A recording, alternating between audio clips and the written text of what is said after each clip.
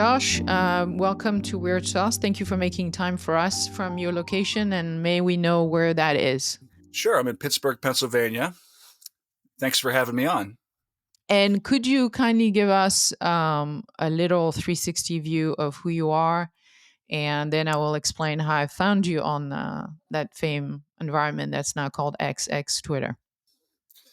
I mean, as far as who I am, I'm just, I consider myself just a normal person. Just took up kind of citizen journalism within the last couple years. Really, during COVID is when it kind of took off for me. But I have a normal life, two kids, wife. I have a career that I work on. I try to stay away from mentioning that just because of the environment with X and everything, which is understandable. Don't want to get targeted. um, but yeah, that's pretty much me in a nutshell. I got kind of popular on Twitter doing a bunch of threads, mostly revolved around COVID and the lies that were told with that. And then I've kind of expanded that into some other areas, started a Substack, which I'm slowly building an audience for. You know, um, and me and you have went back and forth on Twitter a few times. So it's good to see you and talk to you in person virtually here. It's great. Yes. So I discovered you. I think it was probably about a year ago, if I think correctly, because COVID was such a windwall of different people popping in and trying to catch for information, both from scientists as well as people who were on the ground and were communicating their experience on the ground.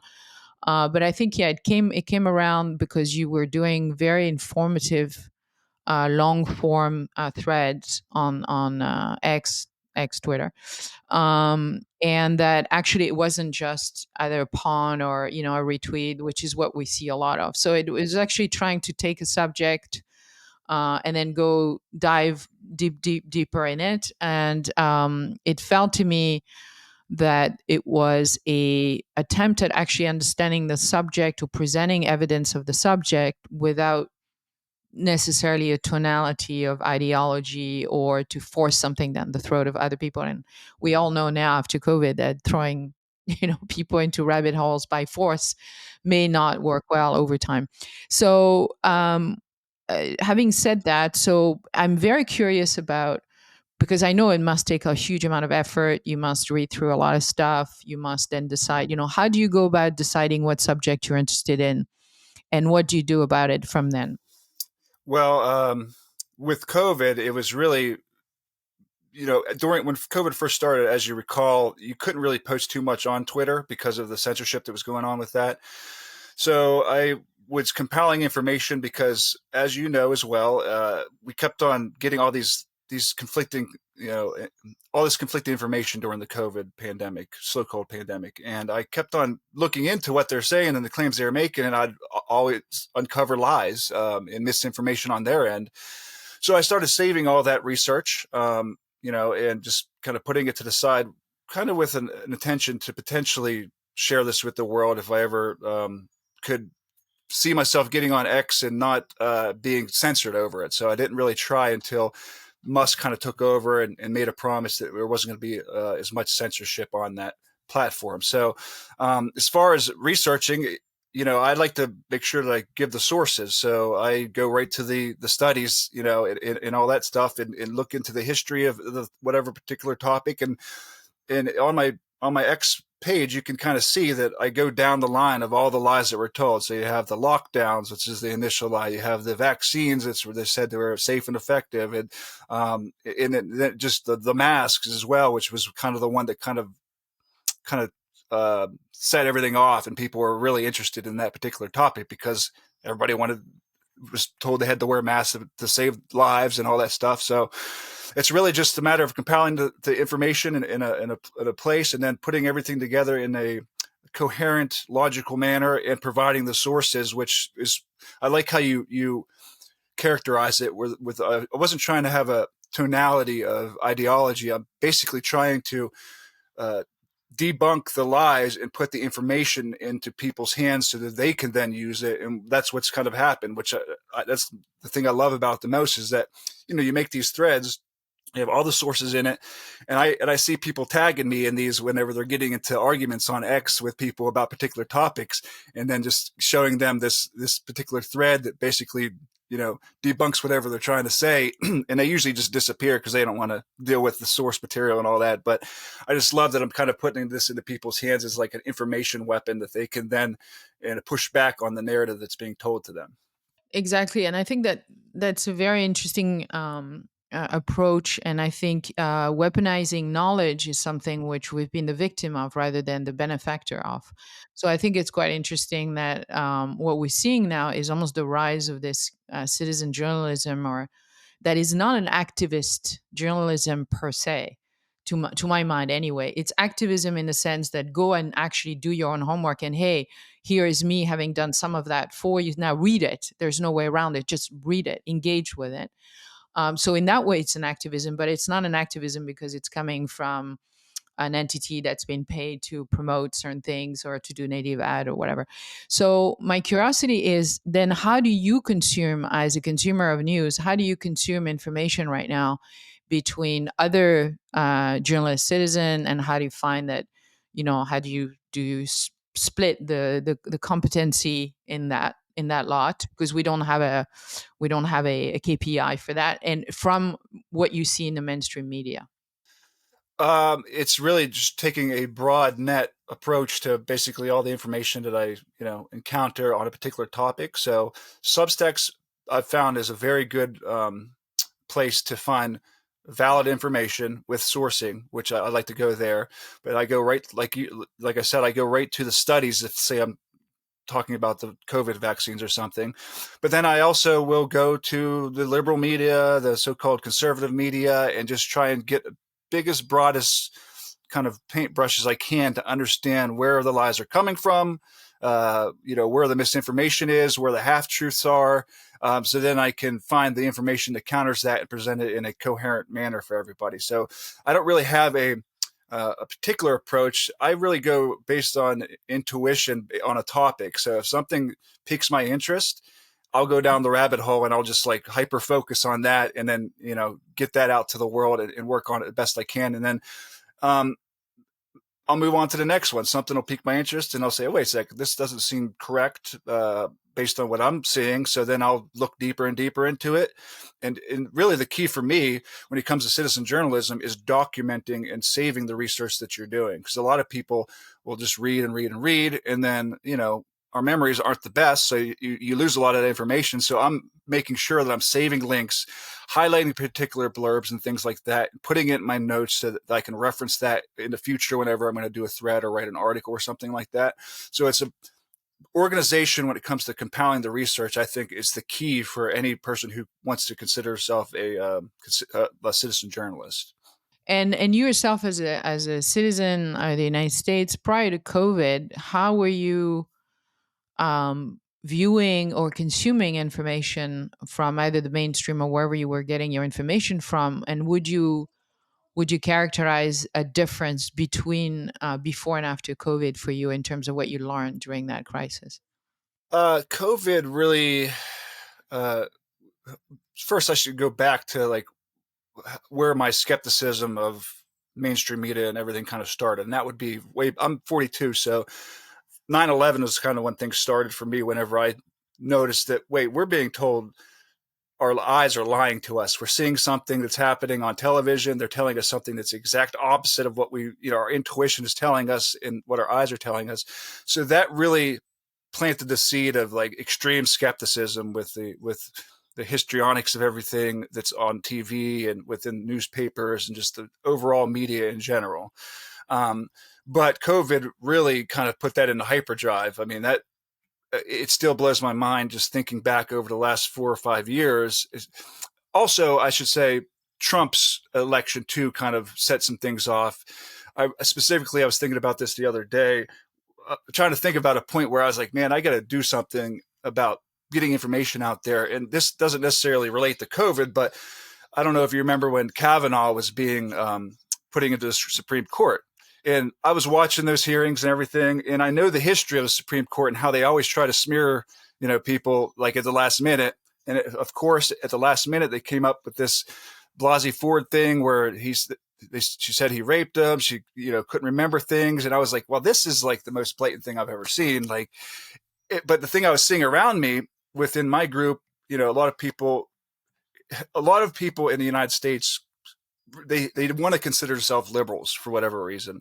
It's been something that like it's been inculcated to them from a young age, and they think that that's naturally the good side, right? Or what they want to be on the tribe. And I just noticed, like even within my friend group and everything, people were actually buying this thing that they were doing to this guy at the last minute, the 11th hour. And I was like, wow, this is just mind boggling that there's a disconnect with people here that is beyond what I even comprehended, because anybody with two brain cells to rub together can see what they're trying to do with this guy. They want it as a politically motivated attack so that he's not on the Supreme Court and they can have the politics the way that they want it. So that really kind of like put a fire in my belly to say, okay, this is something I'm going to have to speak out on first. And I did on my personal socials, like on Facebook and things like that, and get a lot of pushback from people. And that kind of gave me like, okay, I'm going to have to start putting things together and speaking out more on this, because not a lot of people are. And then once COVID hit, I was like, all right, now it's time to, this is just insanity what's going on. Plus I have two kids. So I want to make sure that I don't want them to come to me in the future and be like, why didn't you say anything or do anything about what was going on? Because they're undoubtedly going to look back on this history and say, what was going on at that point? And I want to make sure that at least I try to do my part to speak out so that they can have some type of existence that I had growing up, where there actually was, freedom, because they're trying to take that all away from us right now. So I don't know if that answered your question. I kind of went off on a tangent there. No, no, no, it does. I mean, it's very interesting how people get to this place that they find themselves in at the moment from very different angles and for very different reasons. But nonetheless, they end up in the same place, which is a place where they've actually understood that, oh, well, we've been manipulated left, right, and center. It's somewhat different because a lot of these things actually happen in the United States. So, us living outside the United States, I live in Asia and I travel a lot for work in Europe. It's very interesting how US has always been the place of reference for big events. As you said, since 9/11, it's definitely the case. So COVID, although it had a dimension of Asia because of this first bit with the Wuhan and this guy flopping over dead and whatever, oh, it's coming from there, it's a China virus, whatever. But it really very quickly focused back into the United States. The Fauci and IID, we could feel there was this huge machinery. And then, although the problem, as in the origin of the problem, was shoved under the rug, we were immediately meant to focus on how to solve it, which is these vaccines. And these vaccines were also coming from the United States, essentially because apart from Russia, who had a Sputnik vaccine, and then China, who had a couple of candidate vaccines, which you could somewhat get in Asia, although it was meant to be very difficult to do that. The rest of the world just produced these vaccines. Johnson and Johnson was, okay, we've got AstraZeneca in the UK, but that was it. So the solution, the problem, all that was centralized there. And then of course you had that transition of Trump administration over to Biden, um, and that felt incredibly chaotic, incredibly monstrous in some ways because it seems coordinated. Australia was doing the same thing, Canada was doing the same thing, the EU was doing so for someone like me living abroad, I was thinking there's never been a time, and I'm in healthcare, where I could see a synchrony like that for any disease whatsoever. It just didn't happen. They tried with H1N1 And in the first also time. dispensing with all the knowledge that they've had accumulated up to that point as well, as far as protocols and things of that nature. Absolutely. So US has always been a reference. So that's why it's super interesting to me to see, okay, what about people who were in the United States and who before COVID were like, man, I don't know what's going on, but I don't have it's not impacting me directly. Perhaps this is why they weren't reading as much or they weren't involved as much. And then COVID happened, and either because you get family or because you're a healthcare person or because your own health is affected, you don't have any choice. You have to now deal with this. What is this? You have to start comprehending it. And I think it's very mesmerizing to me, and maybe you can tell me more about what's going on in the US. How is it that a certain group of people there or elsewhere in the world did that, and then a vast group of people just didn't? Mm-hmm. It's when I think about how did this happen, like how did it unfold. When I think about the last few years, I keep going back to Trump's election. Okay, so like there's a thought experiment I like to play sometimes is, do you think the pandemic would have happened if Hillary Clinton was the president at that time? Okay, because they, like you said, it was so chaotic with the reelection coming up in 2020. They obviously did everything in their power to undermine Trump's presidency, to impeach him twice, call him a traitor for Russia. And I'm not even saying this from a perspective where I'm like the Trump guy. I'm not. I consider myself an independent, so I don't really. I think both the left and the right are rotten, to be honest with you. And I think independent is really the only way you can really go about things these days if you want to be honest about things. But I go back to Trump's election, and I'm talking 2016, and I remember distinctly leading up to him that particular election that I was like completely amazed that the way that the media was going after him. So I don't know if I know you said you follow politics here, but they had the tape come out just before the election where he said grab the girls, like that, and it was similar to what happened with the Supreme Court thing, where like people were primed to want to believe a certain thing, right? Because they had so much hate instilled in them via mass media towards Trump that no matter what they said about him, they wanted to believe it, and they were going to believe it. So I think that was kind of a prime pump with the public consciousness throughout, and it just kept on ramping up, getting crazier and crazier throughout Trump's presidency too, because things were polarized so much, and as things would come out, it'd get even more and more polarized.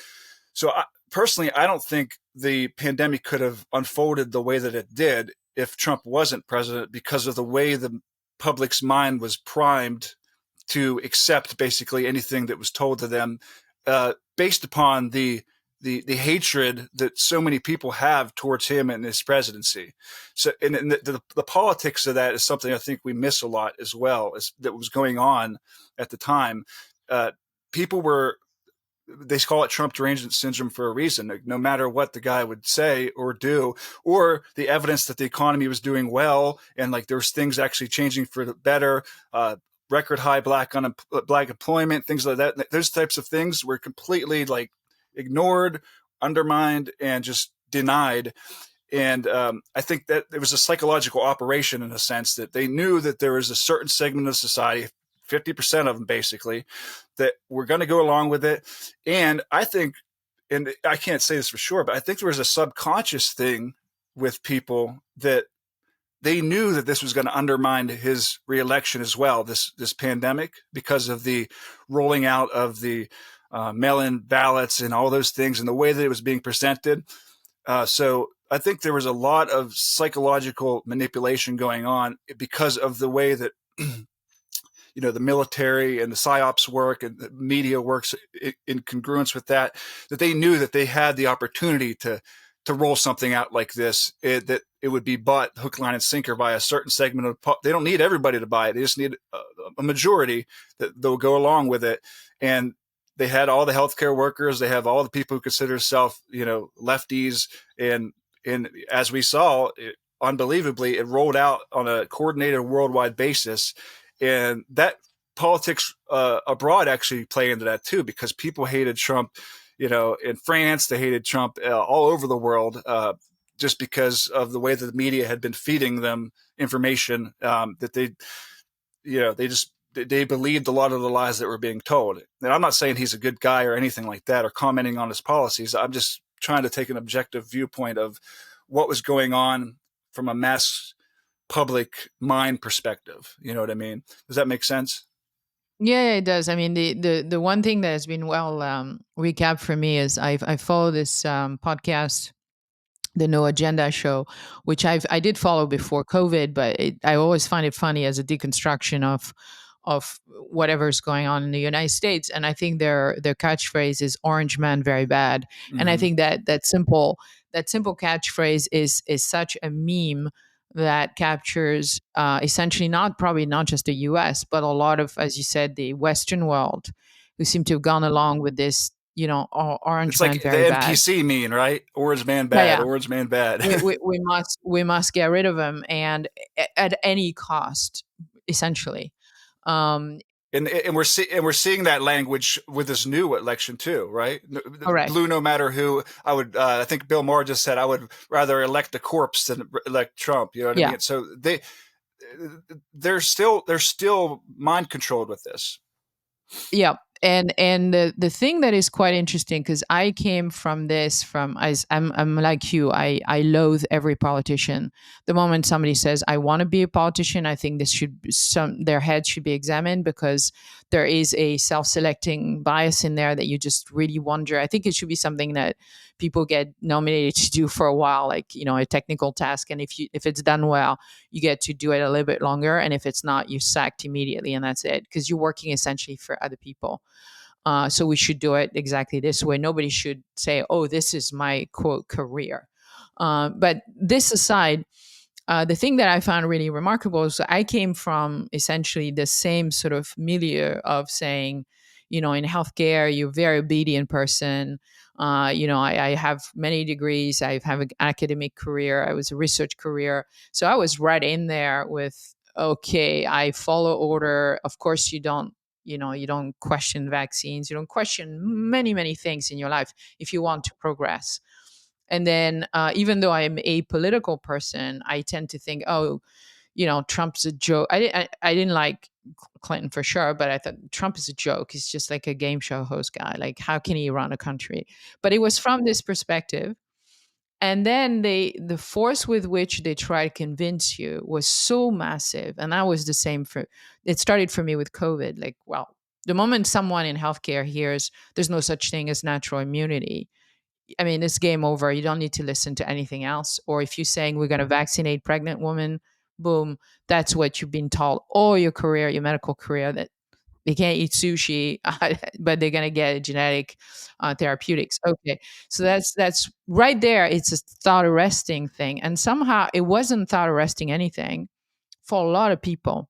And there was that train whereby you're not going to step out, are you? You're not going to be one of these people, right?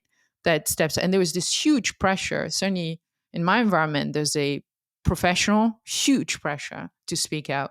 There was a enormous family, friends, like not direct family. Thankfully, my family is okay, but huge social pressure from friends. Like, what?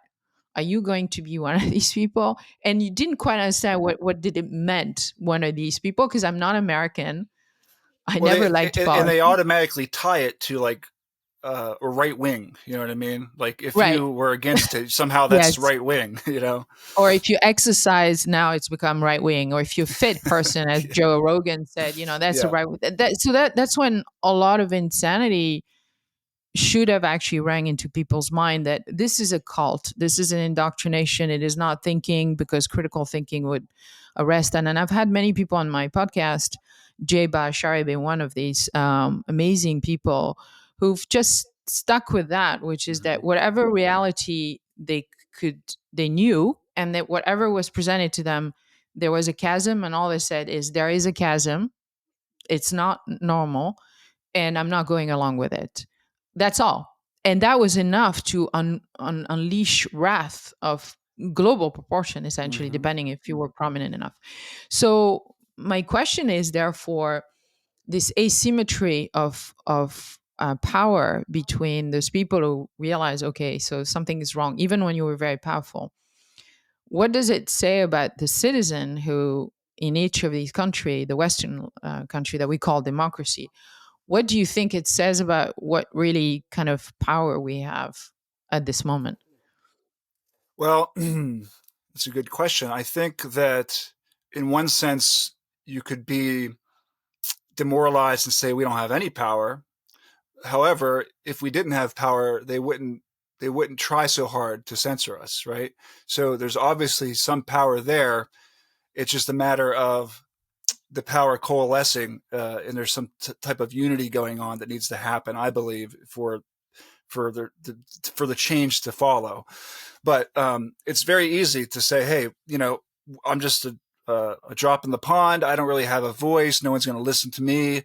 I could have said that very easily and just went along to get along. But I think you could take my study as a case study and extrapolate that out. That's really what I'm trying to do, is motivate others to try and do what I do, because I think if people take things into their own hands and use their own critical thinking skills, then things can actually change, and there can be like a broad change within the public mind.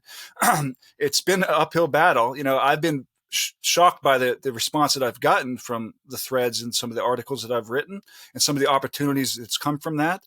I just want people to see that as an example, and because I'm not like special or uniquely intelligent or anything like that. I just have the willpower to to seek the truth and then give it to other people so that they can, then give it to other people. And it's a snowball effect that happens within society. So, I mean, what it says about the power is that we have much more power than we actually realize we do.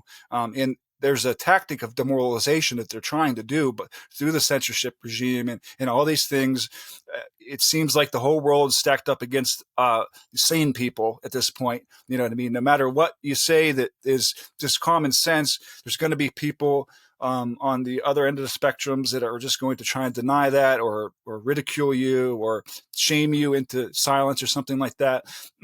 And the First Amendment and free speech is the most important thing that we have. And that's why you said Jay Bhattacharya, what he's done has been amazing, because he's broken the whole thing wide open. Him and Aaron, as far as this lawsuit that they have and the exposure of the Twitter files and all that stuff. And that's an example that all it takes is one or two people of prominence digging their heels in and saying, we're not going to follow this program and follow the lies, and things can change on a broad scale. It's not like they're going to go away and try not to censor us anymore. We got the election coming up and everything, and I can already see it ramping up, and they're going to try and do part two, basically, I think, with X and Twitter and just censorship. And I'm a little bit worried about the extent at which I believe they will actually try to go in order to silence people. I mean, I wouldn't put past them shutting down the internet, to be honest with you, if they felt that it was going to help them achieve the means that they're looking for. But back to your question, there is an asymmetry of power, but like we have a lot more power than we actually perceive ourselves to have on an individual basis, but even more so if we can somehow organize the way that these ideologues organize, these activists and things like that. If we can somehow find common ground with just sane people and have a organization, then we can really make some big time change within society. But until people start taking it into their own hands and start being leaders and not just followers, I mean, because there's a lot of passive people who agree, but they're afraid to speak out. You know what I mean? Just because they're afraid of the ridicule they're going to receive or social costs that they'll incur. And that's understandable, but it's not going to go away. So we got to make a stand on an individual basis for a larger stand to happen, in my opinion. Yeah, and I think on that front, I agree with some of the comments I've heard Robert Kennedy make on you never comply your way out of tyranny. So no matter what, even if it's late in the game, I think there is merit probably in realizing, okay, you may not have done it for X amount of months, but at some point, what you have in front of you is that it's not going away.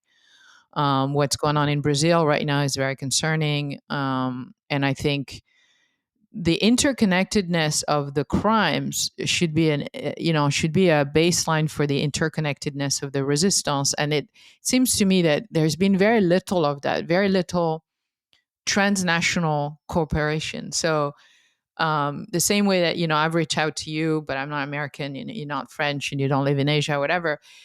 It would have been possible to do that. Maybe on the scientific level, they've done that because of the lawsuits, but it seems on a citizen level, there hasn't been really a sort of coordination or an attempt at coordinating international things with Canada and the trucker movement. These are all isolated pieces, and I think they know they can keep people less powerful in this way if you keep it isolated. But the English language is such a an easy tool to use to communicate.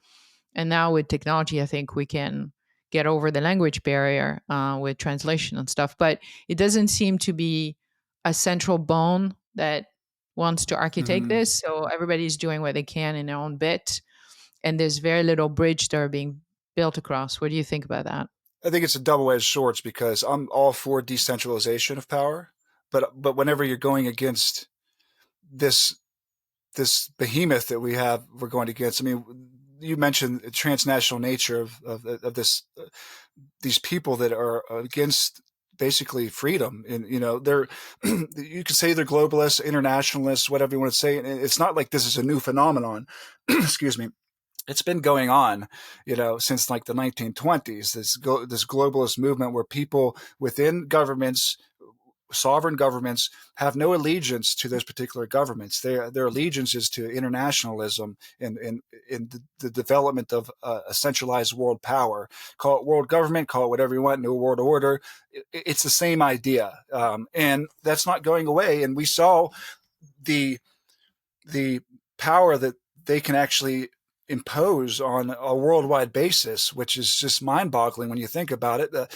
How do I mean, if there isn't a power out there that is against freedom, how are they able to coordinate lockdowns on a worldwide basis, right? How are they able to convince all these business leaders who know damn well that it's going to destroy their businesses and their bottom line to shut down their business in favor of, safety?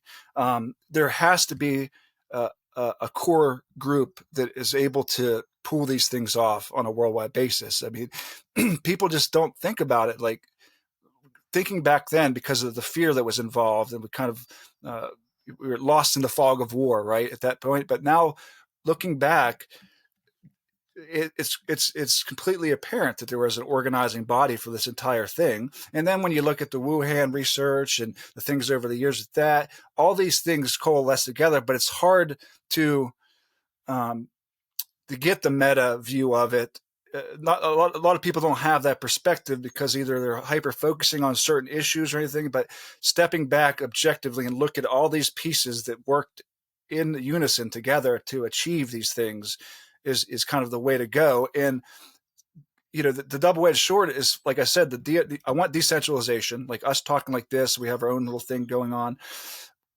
We need some type of idea that's going to spark unity with, like you say, the resistance. It always starts with that way. It's something simple, some unifying factor, and I just don't know exactly how we can do that on a worldwide basis. It's tough because people are too, even people say they're, will claim they're not ideological, but there are kernels of ideology in all of us. Like we have tribal instincts, so for me, it's like I see a lot of things in the alternative media as well that makes me think either maybe this is controlled opposition, or maybe they're just not really seeing the big picture, because going after people who are trying to speak the truth, um, for whatever reason, I've seen a lot of this infighting happening, and that is just not going to get us anywhere. Because if somebody's intentions are pure, and I perceive it to be like they're actually trying to make a change and do something good, shitting all over them, it's not the way to go about it. You know what I mean? You want to build bridges, not burn down bridges. You can believe in something that I don't believe in, but we can still be on the same side. You know what I mean? That's we need to get past this all or nothing binary where, like, oh my God, oh, you're for abortion, you're against abortion. You have no other common ground that can ever happen. That's a one voter issue, and we're just on opposite sides of the spectrum. We can't agree on anything. That's kind of how politics are in the United States. I don't know how it is. I know the definitions of liberal and conservative vary throughout Europe. There's different, perspectives on that. But here, they try and make it a one voter issue. And you can see that they're doing it already with abortion here in the United States. This whole states' rights thing and everything, it seems to me like this is a planned thing in order to create division, so there can't be unity. Like it's the tale as old as time. You divide and then you conquer. This is classic war mentality, and it doesn't matter what the issue is, as long as you're dividing the groups that you don't want to have together, you're winning, because they're fighting against each other and they're not seeing the bigger picture. Yeah, and what is very bizarre is that things like health or climate or environment or whatever, cleanliness of the environment, the stuff that is universal, that most people want to have some sort of good health care. They want to be able to look after themselves. They want to live in an environment that is clean, that is safe. Somehow those things have become just like exercise, which is the most insane thing. That being metabolically healthy is now a statement of ideology, which is just nuts. So you know it's false. The problem is, I agree with you that we all very tribal and we all have our blinkers on and we all have some sort of biases that we may or may not be aware of. The worst one being the one we're not aware of. But I think the motivation here should be huge, going that, we already faced COVID, which for a lot of people meant that they lost their income, they lost their job, they lost their health, may have lost family members. And now a lot of people are really terrified with what they were coerced to do directly or indirectly. And they can see that the boomerang is very long, but it's coming back. It's got a terrible tail end. None of the people who told them that they were 100% sure whatever are now there anymore for them. So this huge POV that you've already had, that they lied to you on such a scale, now gets played out again and again and again. So now we're in the cycle of this. We had wokeness to some extent. We had all this transgender thing, which to me was also incredible once you start looking into it. Um, and now we have the election cycle that comes back. Mm-hmm. So now the fear is that we're not like in 2018. We have unsettled the world in so many ways. There's some reality there, like the manufacturing chains being broken. There are two hot wars going on that seem unresolved and unlikely to resolve fast. We've unsettled relationship diplomatically around the world. We have created massive debts, massive debts. The US, I think, is at $33 trillion and counting. Europe, France has got one of the largest debt. We have people that are sick. The We have immigration, the excess mass immigration. immigration, open border in the US, if I can't use that expression, but Mm-hmm. not just in the US. We were pre-U in the EU. Mm-hmm. Before that happened to you, it happened there.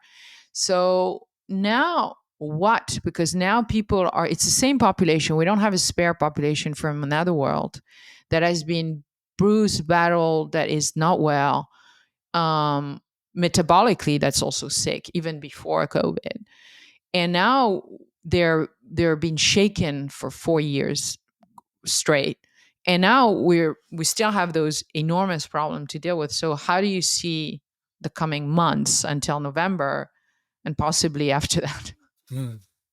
I mean, unfortunately, I see chaos, planned chaos happening. You know what I mean? And again, it goes back to this internationalist mentality that we see worldwide. Like you just said, Europe had the immigration thing. These are the playbooks that are being repeated over and over again. The division between people. Remember Me Too, hashtag Me Too as well, dividing men and women, um, creating people hypervigilance with the way that they speak and political correctness. All these things have led up to where we're at right now in order to create divisions between people. The transgenderism thing, I don't know if you saw the post I put about that report that Cass reviewed. It just came out and just completely dismantles the entire architecture of it. The cast report is unbelievable, and I haven't seen it covered in any No, international mainstream media.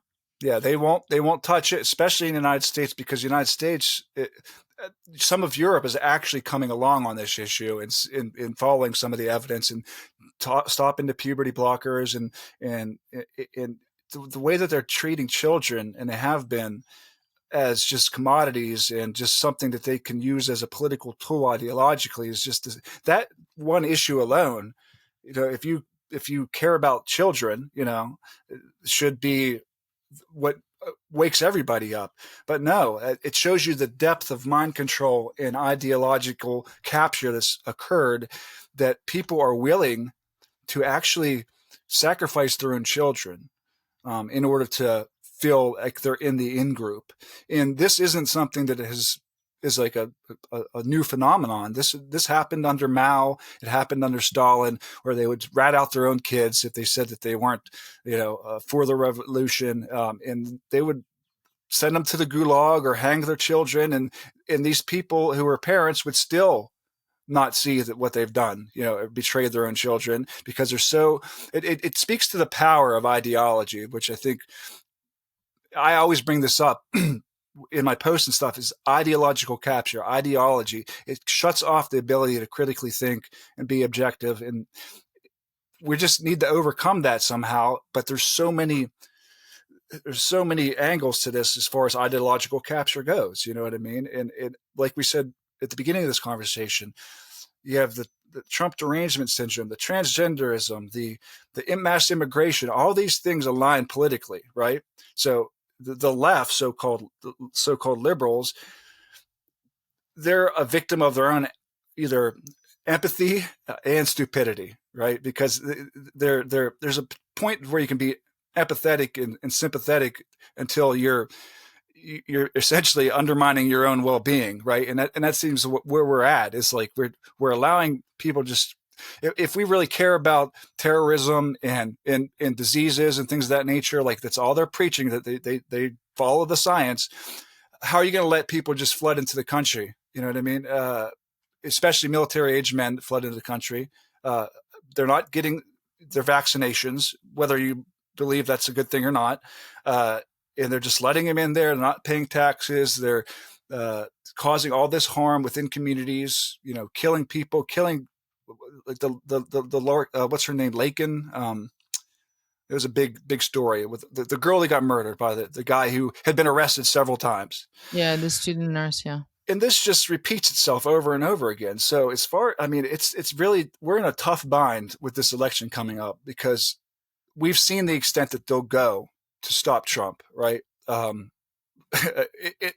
Some people would say cause a complete worldwide pandemic in order to stop this from happening, because he threw a wrench into the neoliberal, neoconservative plan, basically, of the internationalists, and they don't want that to happen again, because he's vowing to come in and remove himself from the WHO and NATO and all that stuff. And that's the core of this group, you know what I mean? The Atlantic Council, all these entities that are pushing all these wars and digital surveillance, digital IDs, the World Economic Forum, UN, all these internationalist organizations are not about to let him step in and change any of the plans they relayed since he had been president. And you can tell they're panicking, because they know that people aren't believing. That's why they're talking about misinformation, malinformation, disinformation. These concepts. If they weren't concerned, why are they so concerned about what we're talking about? You know what I mean? Like online. That should tell you itself the level of undemocratic mindset they have. More like they're tyrants, where they think that they can control what people think and say, because they know the truth and it's their agenda, and they're going to push it through no matter what. So, I'm not very optimistic, to be honest, coming up with this election. Even it's kind of, we're like in a Gordian knot. Even if Trump is elected, what are they going to do about it? You know what I mean? What's the other things that are going to occur, the events that are going to unfold? They're not good for human freedom, because they just can't take that they lost, and they want to basically punish people for making what they perceive as the wrong choice. And it's kind of scary, to be honest. I'm not a fear-based person, but it's more concerning that if you just look at everything that's happened and what they've been willing to do, why would you think otherwise? They're not going to try and do something else to stop this from happening. You know what I mean? So I don't know what's going to happen, but I don't think it's going to be a lot of good things that's going to happen at this point. And you can see everything kind of ramping up with these wars, and they're trying to create distractions, and it wouldn't even surprise me, just speculation, that they tried to do something to cancel the election. I could see that happening. I don't put anything past these people. And so the question that I have as a result is, but what do you think? What do you think people have learned? So in the United States, you have things that differentiate you from other country. You have your constitution. Inside your constitution, you have not just the freedom of speech amendment, but you also have the right to bear arms. So that puts your population at a different power exchange than other population. We in Europe have no weapon, and we also have not that weapon are going to be the all and be all. Don't misunderstand me. It's a thought experiment, but it is a fact that the population in the United States, some of them are armed, that the Constitution of the United States provides for this in case there are various things happening, illegitimate government, whatever, whatever. There's different articles under that. Other countries don't have that, this provision, both legal and then also in reality. We have been, convinced and adhere to programs in which weapons are only owned by criminals and or by the police or the military. So we have zero, absolutely zero way to physically, apart from if you go to your kitchen and you just then decide that this is your artillery, but we have no weapon, and I think the governments in our countries know that very well. Now, they do know that some people in the U.S. are. It's a different case. So I'm asking you, what do you think that's going to make a difference in the way that they deal with the situation, or whether that essentially the agenda is not just an American agenda, it's it's way beyond that. So therefore, the tools at their disposal is are just so massive that this fact alone doesn't change anything. I think that's a huge factor as far as, even though the Constitution has been undermined and basically torn to shreds by the political class in our country, those two things, freedom of speech and the Second Amendment, there's a reason they're together, when it comes to the Constitution. And I think that's a major factor as far as total control that they're seeking is concerned. Because, like you just said, in Europe, you guys are looking to America because of this fact. But even though if they're armed to the teeth, you got to have the temerity of the population to actually do something about it. And we have a very apathetic population here. A lot of people are armed, but they're not using it. In when you get into liberal parts of the country, I mean, they have the mindset of the Europeans, where like you don't need assault weapons, you don't need to protect yourself, and we see the results of that with all the crime that's went up in like the squatter rights, and it's people just moving. It's just in complete insanity. So I think it is a factor when it comes to the ultimate goal, which is a world government global takeover. And I think that's why we are seeing economic warfare and things of that nature happening against the United States to basically put us in a position where financially we're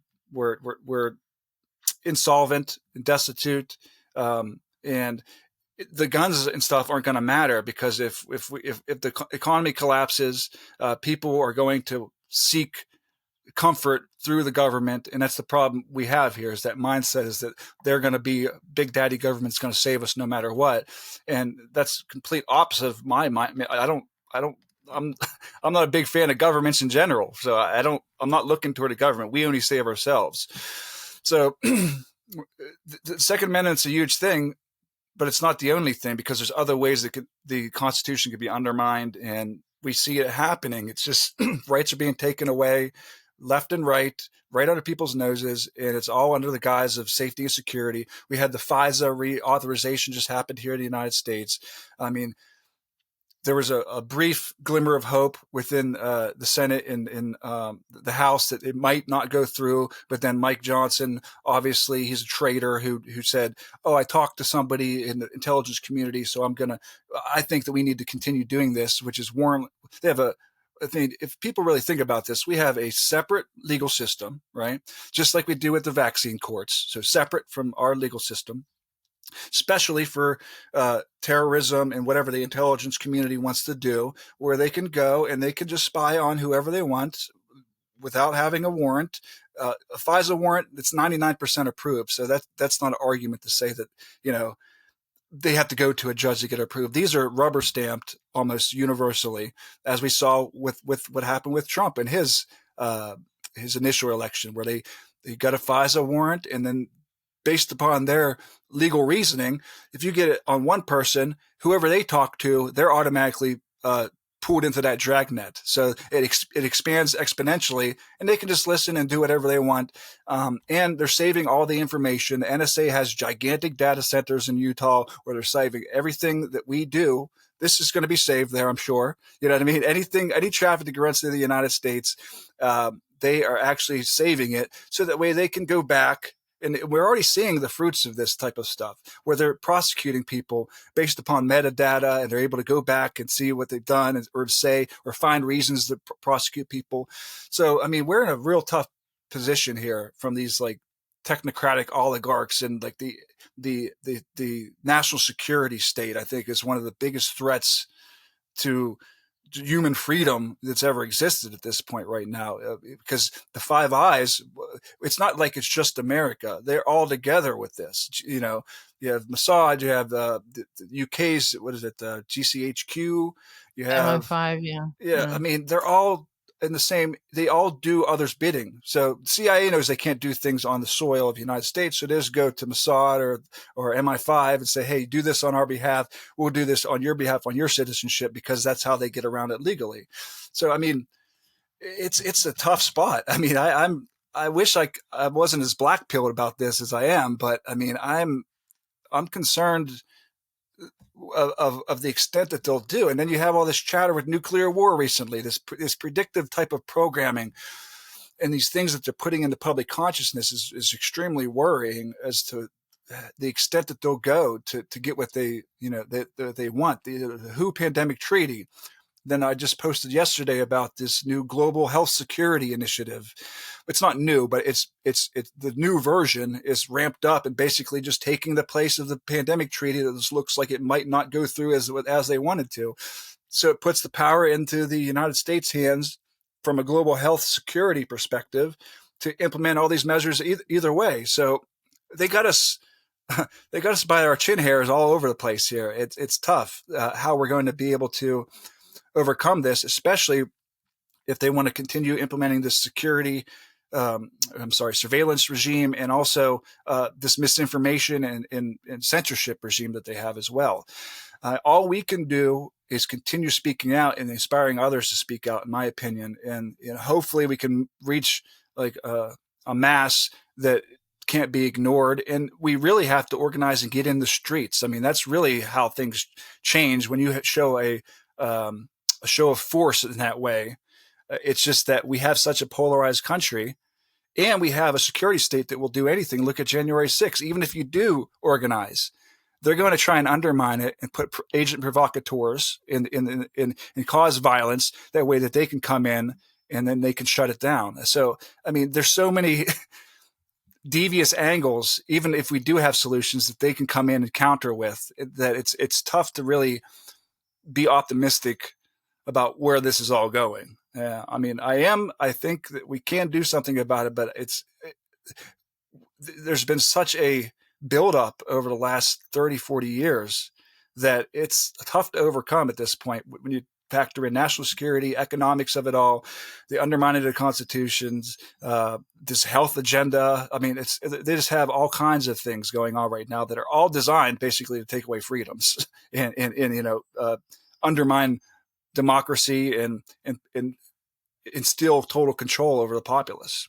Yeah, I think one of the angles that are quite interesting is if they consider the population, they as in these whoever these entities are in terms of global intent and Agenda 2030, whoever that is, um, assume that their goal is to turn the citizens into some form of cattle, essentially, that you do cattle management. And especially now with AI and technology, you don't need what Mao had to deploy.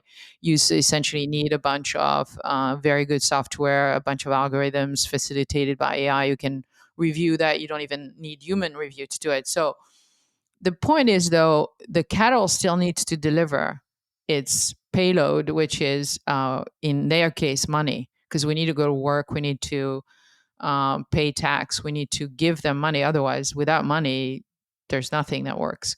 So I'm wondering to what extent the easiest thing is not simply not to pay. I mean, not to stop. Essentially, rather than go in the streets and hoping for all these things to happen, because you mentioned all the problem that could come with that, they can't force people to do stuff like, even army wise, they would have to deploy their own army in every country to go against their own population. It would probably only take one country to do it for everyone else to think, wait a minute here. So a 300 million population or 65 million population, if you don't need 100% to do it, you know, in each country there's only a few pay tax and there's only a few actually making the country work. So if those people stay home and they basically say, well, until you all are gone, this is what we're doing now. We're not spending and we're not paying and we're not going to work. Then I don't know what happens. It's a theoretical thing, but Well, I mean, we kind of do know what happens. We look at the look at the lockdowns. I mean, yeah, that was a forced upon the populace, and that in my mind was a dry run. Like we data is the new oil, right?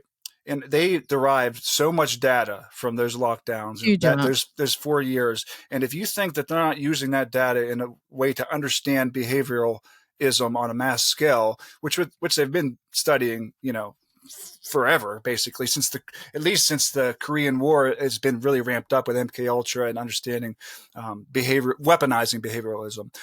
So if you don't think that they've already uh, utilized that data to understand what they would need to do differently in the event of a second pandemic or some type of worldwide event, then you're not paying attention, because that's exactly what they're trying to do, is trigger something else that can help them to transfer more wealth. We forget the amount of wealth that was transferred was the largest ever transferred in history during the pandemic, right?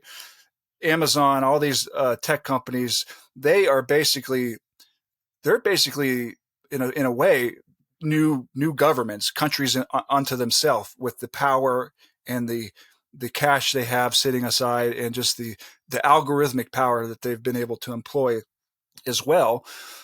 So going back to what you said about mass resistance, whether it being in the street or just opting out, we can see that they still have a way to undermine that.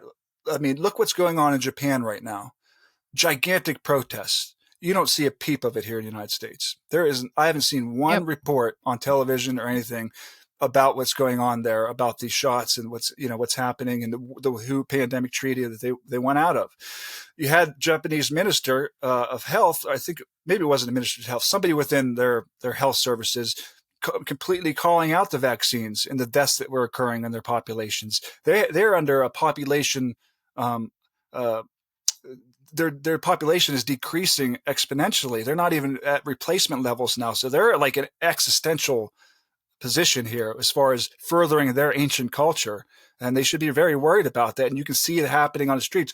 But if it's not getting to people's consciousness, if they're able to censor it or just completely ignore it, it can't have the snowball effect that we're looking for. So we have to figure out a way to work around the censorship apparatus that they've been able to employ uh, on a mass scale, so that, going back to what I said earlier, ideas are everything, right? So if we can reach enough people to wake them up, I mean, that's really when change can happen, whether it's opting out, like you said, or mass protests or whatever it is. But they have so many tools under their belt because they control all these gigantic entities where they can just could simply ignore it. I mean, think about what was happening leading up to the pandemic as well, with Beijing, all the protests against Beijing and Hong Kong, right? Then you had here in Israel, prior to this October 7th massacre, you had gigantic protests in the street against Netanyahu because of the things he was trying to do legally there with the Supreme Court.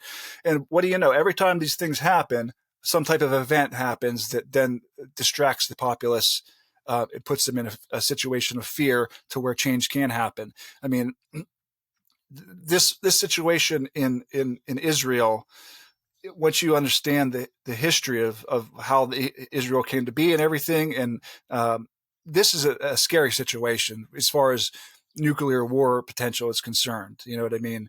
And it seems to me that like a lot of these countries they're trying to provoke are coming right into what they want to happen, an excuse to have another world war. Uh, I don't know.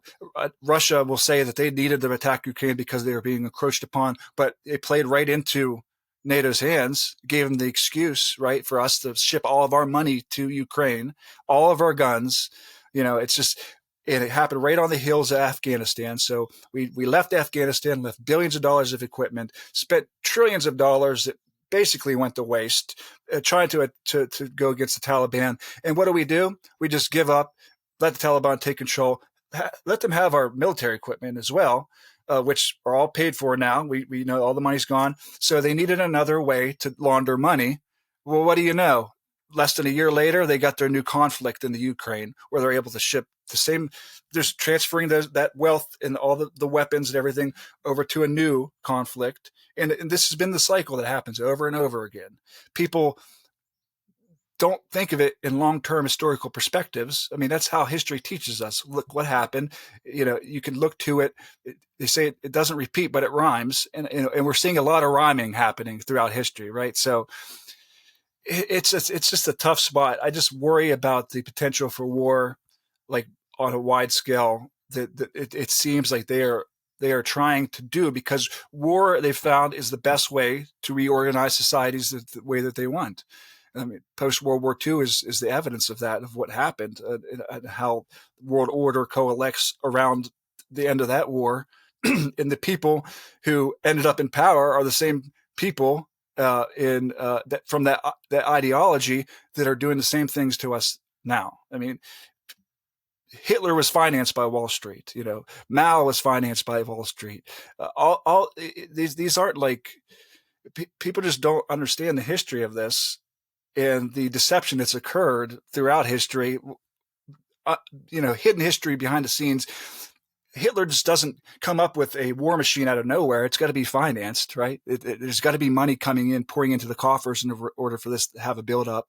But people just think all of a sudden, like, Hitler came into power through the Reichstag fire and coming off the Weimar Republic, and all of a sudden they're just like one of the most powerful militaries in the world that can try and conquer the world.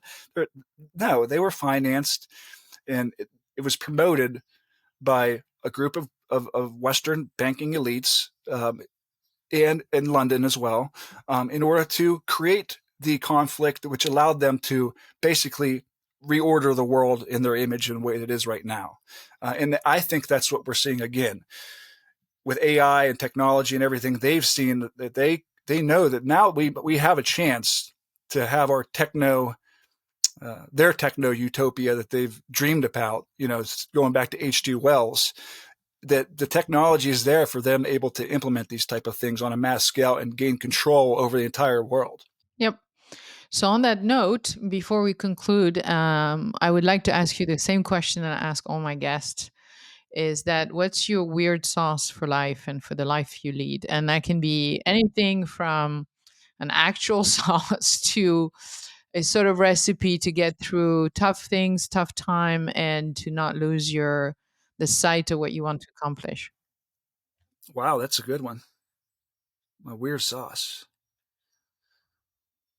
I mean, for me, the thing with the emergence of like my Twitter account and excuse me, the responses that I've gotten that has really opened my eyes is the power of speaking what you believe to be the truth is. So I think that is something that everybody needs to experience and overcome the fear of speaking out. I think that's the only way we're going to get anywhere as a mass movement, is people relinquishing the fear of social being a social outcast, whether it's in their family. It starts right in your own circle group, you know what I mean, with your family and your friends, and expands out to that. So the response that I've gotten where people would say, "Oh, this is great," like, we're using this information to go against people who are trying to lie to us. That was like a big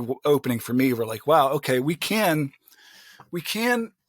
reach a mass audience by speaking the truth, and there's a hunger for it, because we all, even though we live in a mass society, a globalized society where you can be in. You said you're in Singapore right now. I live in Singapore, but I'm in the UK right now. Okay, but you're in the UK. We're sitting here talking in real time, which is amazing.